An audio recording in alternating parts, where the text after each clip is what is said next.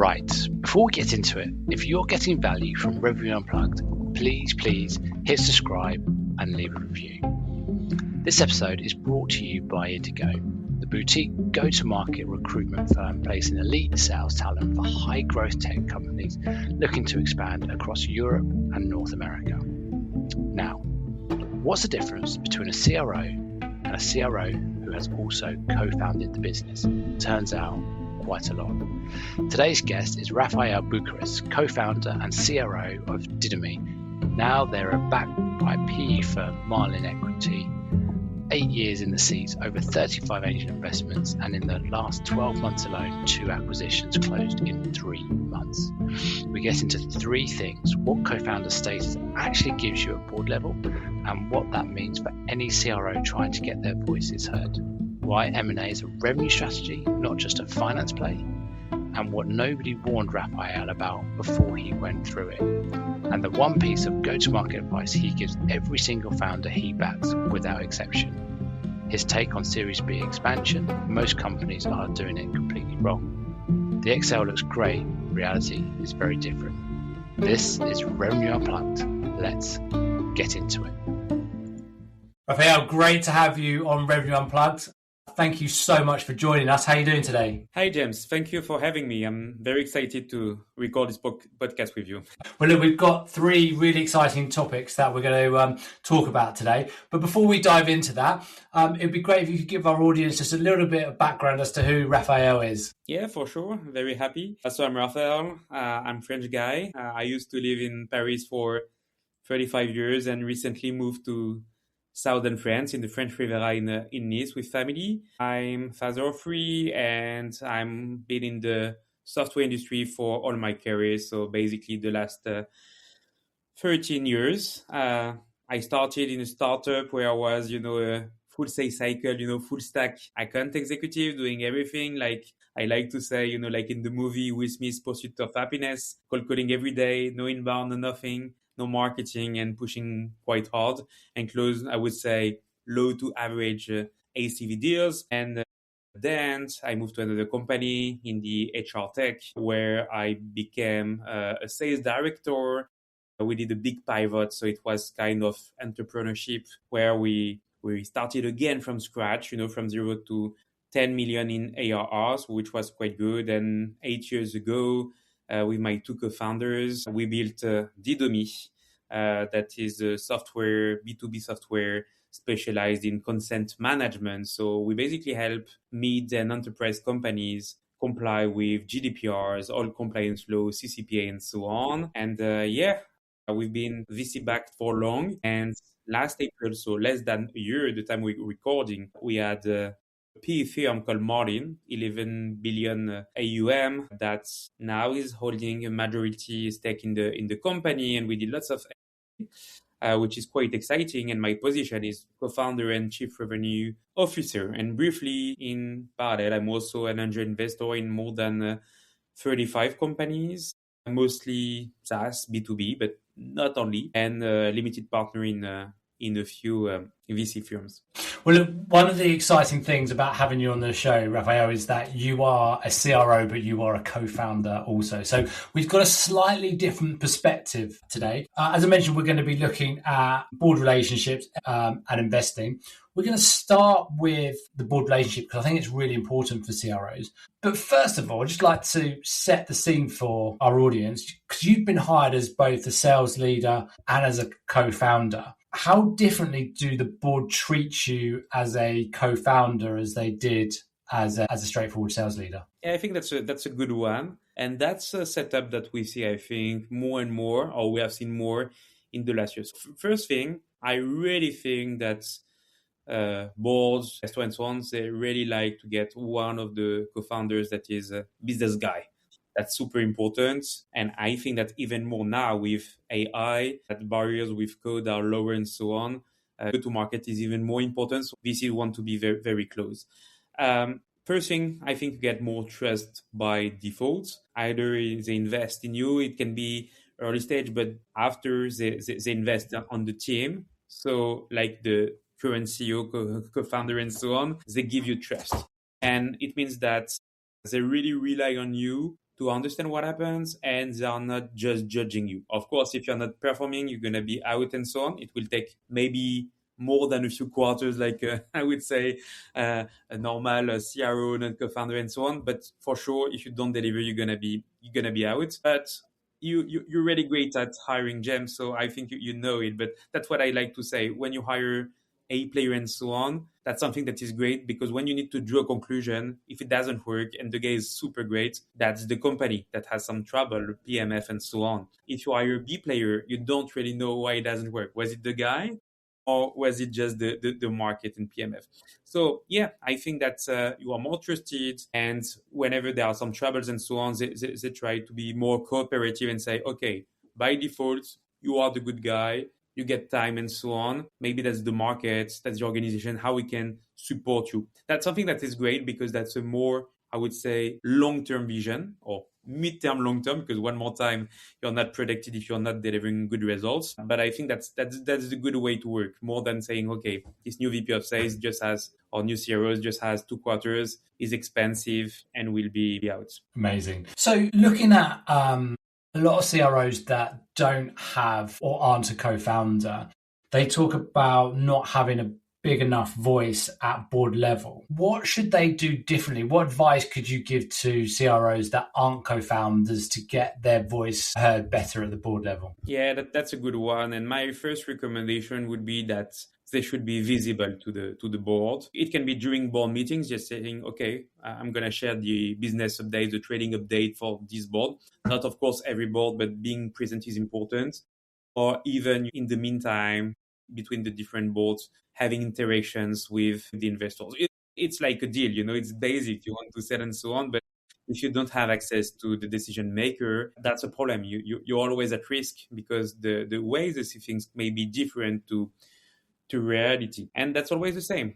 People, performance, and the market, the product market fit and so on. So both are really important. An average guy in a company that was doing amazingly great in terms of product market fit and so on, with key partners that are already there and so on, will perform. And you can get an A player that will be fired because the board just say, okay, you didn't deliver in 4-5 months, and the guy didn't have time, to really prove it and so on. So board exposure, investors exposure and so on, because then you need to get a plan and to explain that sometimes it has to take time and there are other problems that they ignore. But the thing that is a bit tricky, is that I think that in terms of criticism, it's a bit tricky for an not external but not co-founder CRO, because of course he cannot just say all the things that are not working in the company. Whereas if you are a co-founder and so on, I think you tend to be much more honest, less conflicted and so on, more straightforward. So that is the way I see it. So being a true partner to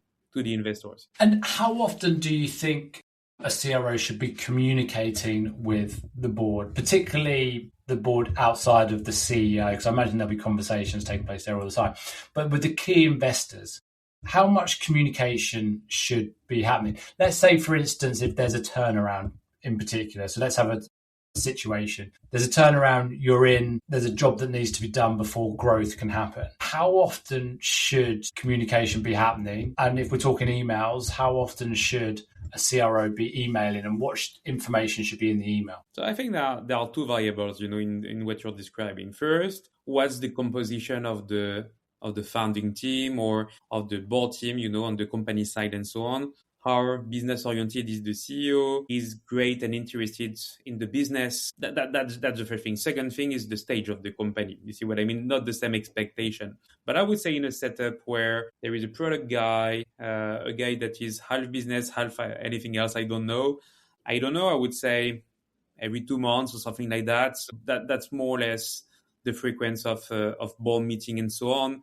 Anytime it makes sense. You see what I mean? If there are some periods where because the guy would have to back up the founding team if there is nobody in the founding team that is really business representation, okay? And generally, a good CEO is very happy also to get some help, some backup and so on. So don't be discreet, be there, and propose also the CEO to back him up and not get 2 instances, internal reporting and board level, just to make sure that everything is aligned. That's my recommendation. And in terms of the information that you're passing, the one thing that I know that boards don't like surprises. They don't like good surprises, and they certainly don't like bad surprises. When you uncover something, I had a JD Miller, who's a private equity operator, and he talks about PE firms they'll go into, and sometimes it's like buying the house on the street that needs the most doing up, and then put a CRO in place, and they've got this time line of when they want the house to be sold and better than the other houses on the street. And then once you get in, you realise actually we weren't going to replace the floor, but we can't get the cooker out without replacing the floor. So when would you recommend, when a CRO finds a situation where it's going to delay stuff, how quickly should they be reporting that? Because there's some people that say, just don't say anything and let's just see what we can do behind it. Or do we rip the plaster off and just go, look, we've unearthed this is what we're doing to fix it, but it's going to take time. Where do you sit in what sales leaders should do in those situations? No, that's a great one. It shows that you know how PE is doing. So I would make a distinction for our audience between VC-backed and PE-backed, okay? Because that's fully different approach in terms of good surprises, bad surprises. I would say first, for those who don't know PE, that in VC, you do 92% of the plan. They assume that the plan is super optimistic and so on. So yeah, that's great. I don't know any VC that is blaming founders for just doing 92% or 90% of the budget. You do 90, you do 95 and so on. Of course, I expect 100%, but 92, that's great. You see what I mean? If you are overachieving, that's great. Doesn't happen a lot that you overperform, because otherwise for the next digit, they're going to be harder.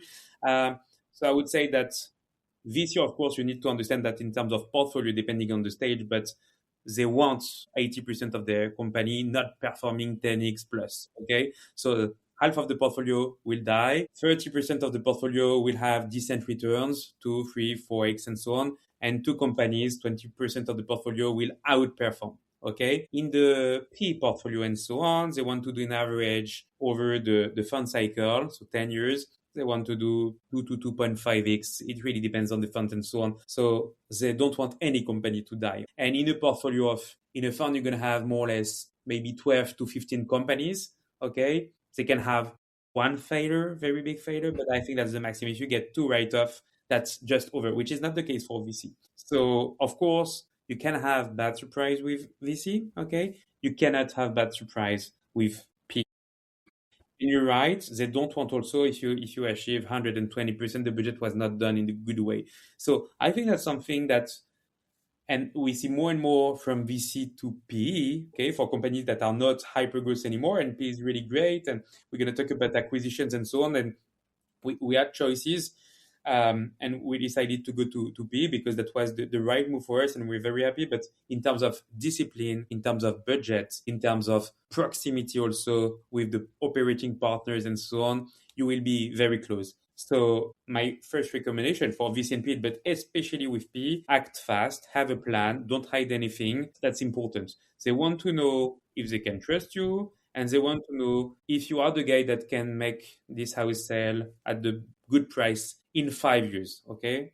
Generally, that's a 5-year cycle, okay? It can be 4, it can be 6, and so on. Now, there are some evergreen funds and so on, so they can buy from fund 1 to fund 2, but it's a 5-year play. And in terms of people, and for instance, the PE firm, Marlin, that's invested in Didomi, they were clear, do you have the good people for the next 5 years, okay? So we don't want to fire anyone. The house better than we do and so on, but guys, make sure that you have the right people, because of course we know that that's not are the same people that are doing the 0 to 5, 5 to 20 million, 20 to 100 million, and 100 million plus. So you need to get the great people. So act fast, have a plan, over communicate. That's really what they expect. You mentioned at the start, Rev-n-u co-founder model is becoming more attractive to investors than traditional hiring a CRO at like Series B. In your opinion, do you think that playbook is broken, hiring the CRO at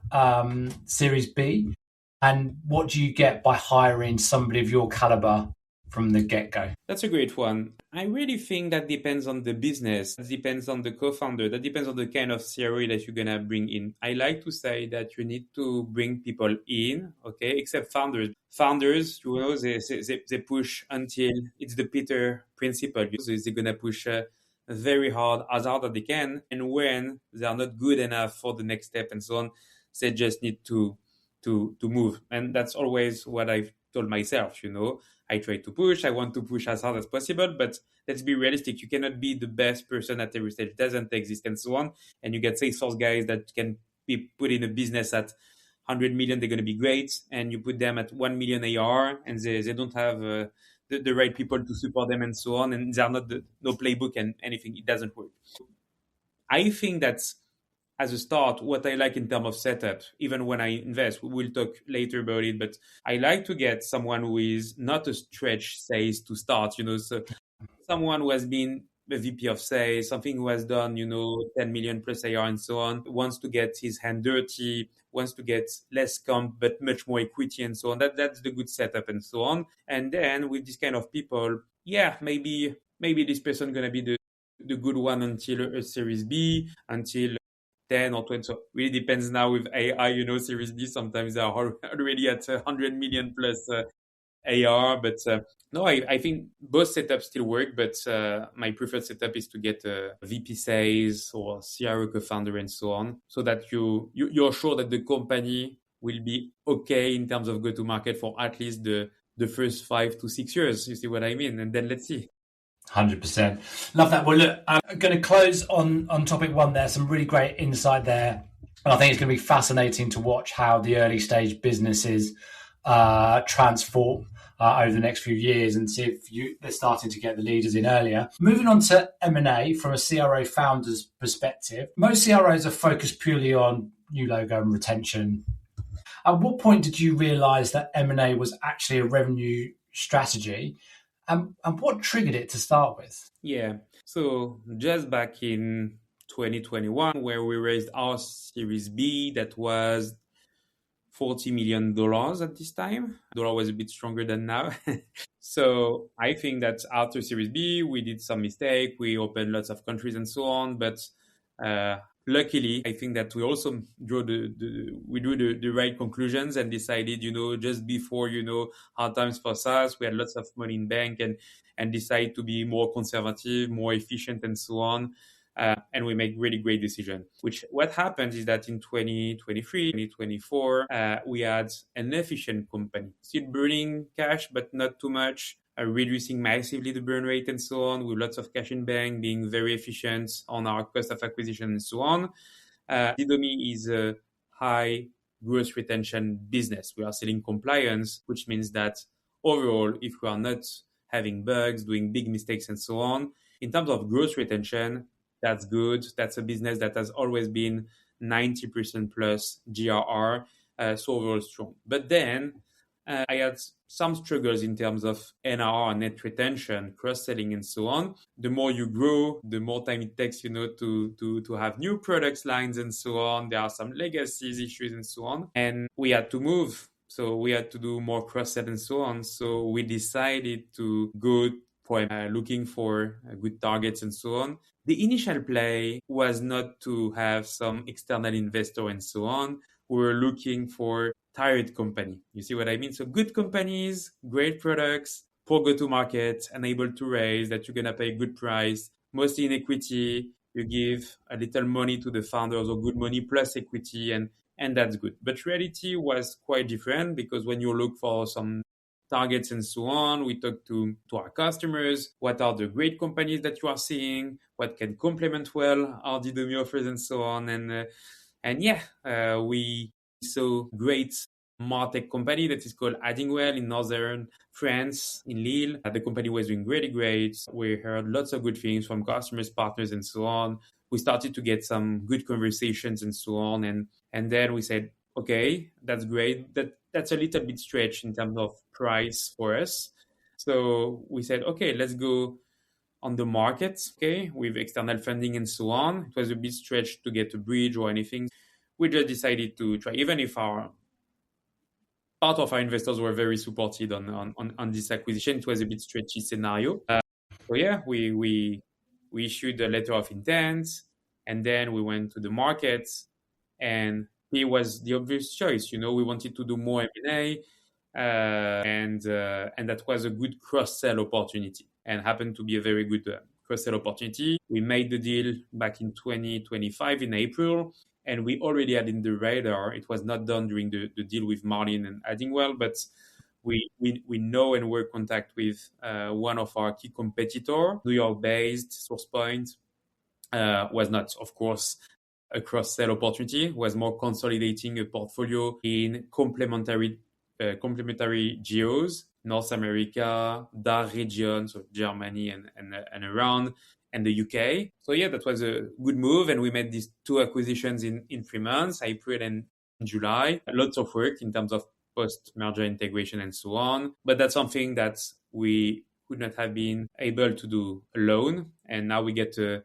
partner with playbooks, with recommendation and so on, with good pockets and so on. So that was a good move. And for me as a CRO, that was quite strategic to get more cross-sell and consolidation. So that's why I think the move was really good. Like it. So you mentioned there about integrating companies. That's my next question is, what did you learn? Because one of the biggest challenges once you do an acquisition is integrating them across, particularly when you're looking at CRMs, the different platforms. What did you learn most as a CRO when integrating, and what advice would you give to other CROs who haven't done a merger and acquisition before but are about to go through it? I think that the biggest challenge is more culture, knowing people, making sure that you visit them. I think that's challenge number 1, because if you get people that are in the project, that are motivated by the new project and so on, you're going to create lots of frustration, okay? It's not just good news. Sometimes you need to have some people go.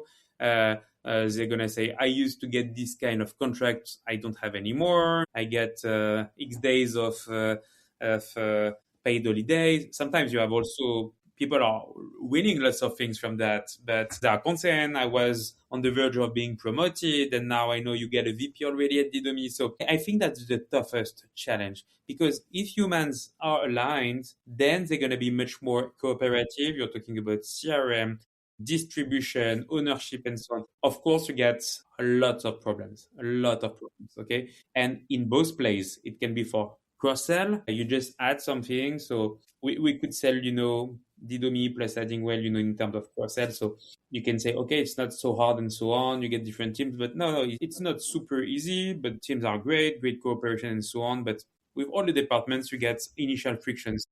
You need to create good collaboration. That's something that is important. And I think that before the deal, you need to wonder if you really want to work with the people you're going to acquire or merge with. So that's the first thing. And then if collaboration is good, really, it moves forward, CRM and so on. So you tend to, of course, keep what works in the company. So at Didomi, but for Salesforce CRM, for instance, that was what we're using. We invested a lot and so on. Of course, there was no way we were using the other CRM. So one company had another CRM, but smaller than us. And the other company had Salesforce, which made it more easy. But I would say for all the tools, everything, you need to ask yourself, what is the good setup? Because we also have taken lots of good things from the companies. All the best processes have been taken. So it's not just a top-down approach. Of course, it's using our system at first and making them implement. But for everything that was working better than at Didomi, we try to keep the system. Addingwell developed lots of good things in terms of billing and so on, automations. We also integrated this kind of systems, partners. So no, lots of different examples, but lots of headaches for sure. That's not easy, but I would say that's a great intellectual stimulation. I bet. And one last question before we move on to the final topic. From your experience of doing these merger and acquisition, is there one thing that from any part of it that you found that a CRO needs to understand that nobody told you about? That's a good one. I think that I'm not super patient, but be patient because things take time. For instance, I think I underestimated sales enablement on new products. At first I said, okay, we closed the deal end of April. You have to train Didomi teams on the product. We're going to sell to our close to 2K customers around the world. That's going to be super fast and so on. And the reality is that it has taken maybe 3 months, instead of the 1.5 months that I expected to get our sales team being ramped up on the product and so on. So it takes time for lots of things, for processes and so on. So like in your forecast, you need to be very conservative. It will happen. It will work if you make your good due diligence in terms of go-to-market. So no surprise. But if you plan that the product readiness is 2 months, expect 3.5 months. The CRM are merged, expect more. So that's important. And as you get different teams and so on, it's very complex to speed up things. So get a buffer. That's important. And how did you manage when you got these acquisitions going on and doing the day job? Are you adding more hours to your day? Yeah, at first that's very intense, and you're definitely tired because you've done the deal process where you have to manage the business and the deal. My co-founder, Romain, the CEO, has done things impressively. He was on the front line and so on. So I was much more on the business side. But of course, you need to fill lots of Excel files, provide lots of data, cohorts, and so on. We have very great and very strong executive team. But then when the deal is closed, champagne, and then you need to integrate. That's the only thing. And summer was quite close to the acquisition, but you need to push. But you're really excited. New acquisition, your sales teams are excited, new things to sell and so on. So yes, you need to work very hard and then that's like everything, And then, no, I would not say it's a parable, but it's like it. I really appreciate your knowledge and insight. I think merger and acquisitions are an absolute critical play for revenue growth now in organisations. So it's great to see you being part of it and having success around it. We're going to move on to talking about angel investing in early stage GTM. You play not only investing, but you play quite a big role in helping these businesses. We've spoken about it earlier on in this podcast where you believe about bringing in a revenue leader earlier can help. I want to challenge is the wrong word. I want to ask your opinion on quite a difficult subject around this. Bringing in a senior leader earlier, what does that deal actually look like from a remuneration perspective? Because you are normally convincing someone to take a pay cut to come and do it. So where do they win? Where do they lose? Why do they do it? Great. Lots of things. First, it really depends on, so I don't recommend to have someone who has 35 years, of experience and so on. First, because we all know that sales jobs are super tiring. So the level of energy you get is super important. So I like to say that having someone who is around 40, being a VP of sales leader and so on, that wants to go into the entrepreneurial project, there are two options in terms of pay cut. Either they join and they take 3 co-founders, more or less a third of the company, zero salary until the first raising funds and so on. Either they decide to get like an hybrid setup. They don't want to take the full risk and so on. And if they were, I don't know, just giving an example at 300, and they say, okay, I will go for 60 plus 60 or something like that, or 50 plus 70. The company has just raised a little money just to pay that and a few expenses. I would say, let's say they raised 700K or something like that just to kick up the company, and the equity going to be for sure less. Okay, that's going to be maybe 5 plus 5 or 7 plus 7% or something like that. So basically what I see is that you can have this kind of mix when the company is quite young with an MVP or something like that. You get a leader that is joining for 10% with 5% based on performance within the next 12 to 18 months and gets a package that is decent, but for sure a cut by 60% of what they used to earn. I think that's a good setup. I think that CEOs, engineers are very likely to adopt this kind of setup because I convince, many CEOs to get this kind of setup. And even if at first they know I will not give away, if they consider, this person as a true co-founder who knows the playbook, who can make sure that the revenue going to be there for years and so on, I think that's a very nice play and everybody is happy, and that can be a good return on investment for also the sales co-founder that can earn a lot if things turns out well. So yeah, I like this setup, Makes a lot of sense. I want to touch back on something you mentioned before, because I think it happens quite often where businesses get to Series B, they get money in and they try to replicate what they've done locally abroad. And You took that footpath and you kind of found the mistake. So when you looked to do it, when you were doing it, what were the challenges that you faced, and what advice would you give to other businesses that are receiving this Series B funding and going, great, what we're going to do is we're going to take the success here in our local geography and go and do it elsewhere? I think that's the most recurring mistake that I see on company raising the big Series A to low Series B, let's say the 20 to 40 million euros or dollars raise. That's the big mistakes. Basically, what you get is that the company is doing great. Let's say, 5 million in AR and so on. They are doing 60% plus, 70% plus, generally on the domestic market and so on. Can be France, can be DACH and so on. They get some inbounds or some reselling in other countries and so on.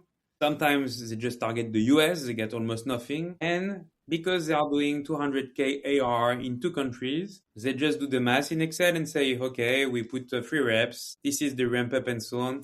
That's done. And you get some crazy VC that are just saying, we agree, that's gonna scale, we take a buffer, and everything is nice, okay? That's not reality. That's not reality at all. And the only thing that I say to the CEOs, because that's a bet that can be successful, but the reality is that there is zero rationale there.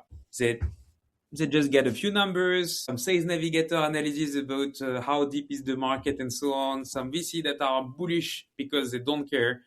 If you go bankrupt, maybe they're going to be 20% that will succeed with display. No, I really think that you really need to understand what's on the ground. You cannot also split, all your ammunitions in different countries. You need to make sure that you get a second country. You're in France, you want to go in DACH, you already get the million in ARR.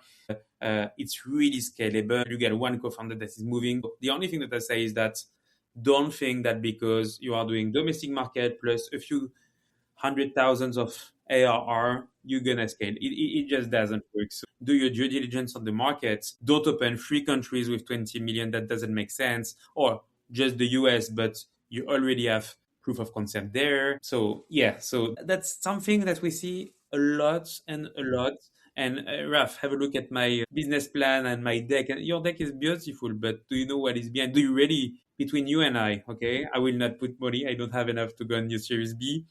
Do you really think that you can scale it and so on? Because sometimes you just get lucky. So just know where to invest, just get rationales, just get a good pipeline, a very strong pipeline, not just lucky inbounds, I would say. That's important. VC will push you in that direction.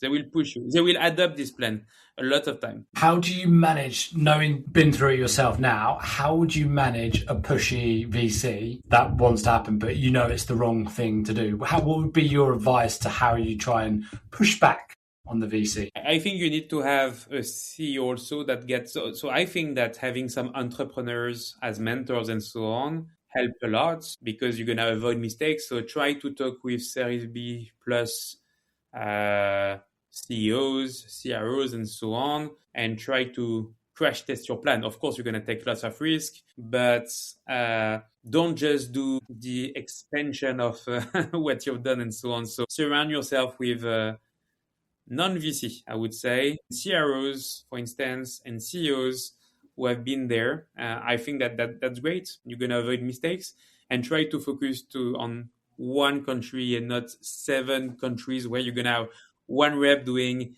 500K first year and you do 3.5 million. That's magic. Yeah, it works. Look, ramp up period, hire this guy and so on. And I think, James, that you see that as well, quite expansion, you quite a fast expansion, you burn lots of cash, you don't understand why it doesn't work, the ramp up is not good, you cannot have marketing everywhere and so on. So yeah.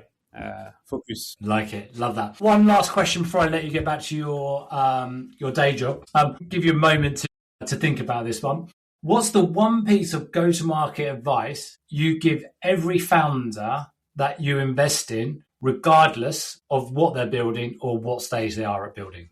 So just to clearly understand, what's my recommendation on the GTM approach? What's your one piece of advice you would give a founder Yeah. Regardless of what stage they're at. So it's the one piece every time. Yeah. Stick to what is working. If you get one vertical, keep it. If you get one channel that is working super great, partners, for instance, you need to push on it. Don't try to invest everywhere. You can have a 360 strategy, but of course, you know what is working, and when you get one vertical that is working, try to duplicate. And of course, if the market is deep enough, that's fantastic. Don't try to do everything and try to copy also all the other companies. That's also a temptation. You're networking and so on, and you want to do everything. Even with my team, because I love doing networking, talking to my peers and so on. Sometimes I refrain myself to pushing all of the ideas because I'm super excited. Test, but keep in mind that you need to secure 80% of what is working. I had Mark Roberge on the show a couple of weeks ago. And exactly that, particularly in the early stage, is that you never know you've got an ICP until the people who originally bought your platform renew. And if you keep just chasing leads and opportunity, in the end, you're just onboarding people that will onboard off again in 12 months' time because they weren't the right people. So I think staying in your lane and owning your lane for as long as possible is absolutely some of the greatest advice out there. Yeah, this has been really great. I've really enjoyed getting to know you through this podcast planning. You've done an incredible job with the business, and it's great to have somebody on the show actually closing out series 2 for us, season 2, I should say. Having someone that's both in the founder hot seat and the CRO. So thank you so much for joining us and sharing your knowledge. Thank you, James. Bye-bye.